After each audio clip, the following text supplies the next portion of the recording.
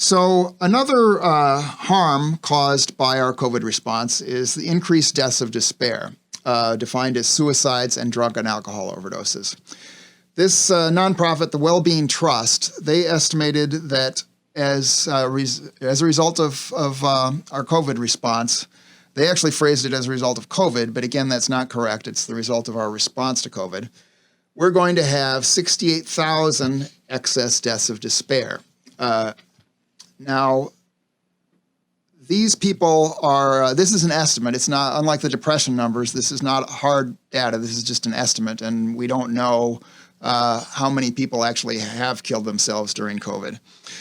But it's probably an underestimate because it's actually based on unemployment alone. There's data showing the link between unemployment and increased suicides and deaths of despair. And that's the way they made this. And so we know that COVID has we've thrown a lot of people out of work during COVID. So that's the estimate that they made. But we've also got unprecedented social isolation with the stay-at-home orders and so on. And that didn't even enter into their calculation. So when you add that in, I think they probably are underestimating the number of excess deaths of despair rather than overestimating it. But that's their estimate anyway, 68,000. How does that compare to the COVID dead? Well, the 68,000, of course, the deaths of despair, of course, this is a much younger demographic. Happens across the age spectrum, from young people to old people kill themselves by suicides and by drug and alcohol overdoses. So the average life expectancy of a person who dies from suicide or drug or alcohol overdose is 26 years. So we multiply 26 years times 68,000, you get 1.77 million years of person life lost. So how does that compare to the deaths we're averting because of the COVID deaths we're averting because of our COVID response and the person years of life we're saving in that respect?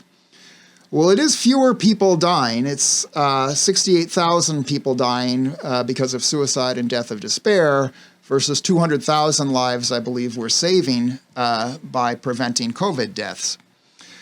But because they're a much younger demographic, it's a significantly longer period of time of life that we're losing by the excess deaths of despair. It's more than double the period of life, the person years of life that we're saving by our COVID response.